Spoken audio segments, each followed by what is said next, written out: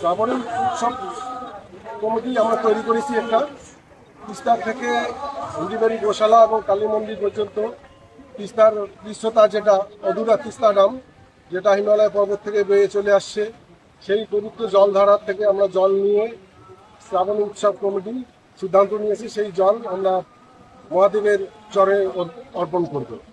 এই নিমিত্তে এখানকার উৎসাহী আপাপর জনসাধারণ সবারই একটা আন্তরিক সদিচ্ছা যেটা যে এই একটা উৎসব করা যায় যেটা বহু পুরনো ঐতিহ্য একটা ছিল যেটা ভাটা পড়ে গেছে এত দীর্ঘ দিন পরে সেটাকে আমরা আবার চালু করতে পেরে আমাদের খুব ভালো লাগছে এবং এর জন্য আমরা দেখেছি চারিদিকে একটা বিপুল উদ্দীপনা সাড়া পড়ে গেছে।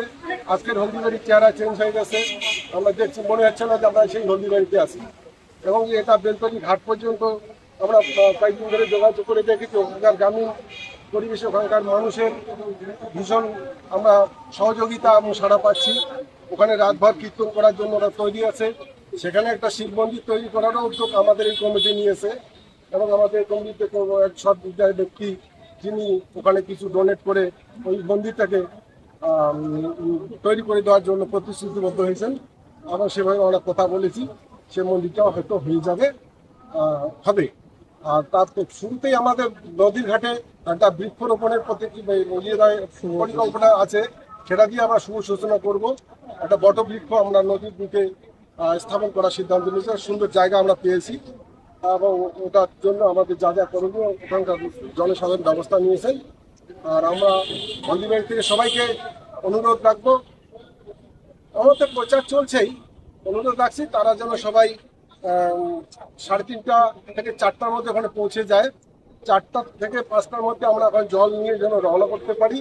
প্রথম দিনের ইয়েতে আমি আমার আপামর লোকজনকে সঙ্গে নিয়ে যাওয়ার কথা বলবো এবং আমরা হয়তো ভাববে নিরাপত্তা আমাদের প্রশাসন নিরাপত্তার দিক থেকে গ্যারান্টি দিয়েছেন, রাস্তা পথে ওরা পুরো পর্যবেক্ষণে রাখবেন এবং এইচডিও আমাদের ওখানে সহযোগিতা করছেন। NDRF এর 2জন লোককে নৌকা দিয়ে সহযোগিতা, স্থানীয় ব্যক্তিদের সহযোগিতা আমরা পাচ্ছি, এই জন্য সবাইকে আমরা ধন্যবাদ জানাচ্ছি। তিস্তা ঘাটে আমরা ওখানে কয়েকটা টেন্ট তৈরি করেছি, নদীর উপরে যেন মানুষ যতখানি জল দেওয়ার প্রয়োজন হয় সেই পরিমাণ জায়গা থেকে আমরা ব্যারিকেড করে দিয়েছি। মহিলাদের জন্য পুরুষদের জন্য আলাদা আলাদা টয়লেটের ব্যবস্থা করা আছে।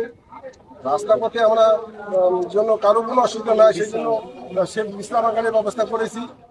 লাস্ট পেট্রোল পাম্পে এসেও আমরা সেটা টয়লেটের ব্যবস্থা আমরা ওনারা সহযোগিতা করি। আর এখানে আমাদের সবচেয়ে উল্লেখযোগ্য বিষয় বর্ডার সিকিউরিটি ফোর্সের উদ্বোধন কর্তৃপক্ষ আমাদের জুবলিয়া সাহেব আছেন, ওনার সঙ্গে সম্পর্ক ভালো যোগাযোগ করেছেন। ওনারা আমাদের সর্বতভাবে সহযোগিতা করছেন, জল দিয়ে দিয়ে তাঁবু তৈরি করে প্রথম বছর আমরা বিভিন্ন দিক থেকে সাড়া পাচ্ছি এবং এখানকার আপামর জনসাধারণের একটা বিপুল উদ্দীপনা এবং সাড়া আমাদের ভীষণভাবে অনুপ্রাণিত করেছে। আমি প্রদীপ কুমার রায়।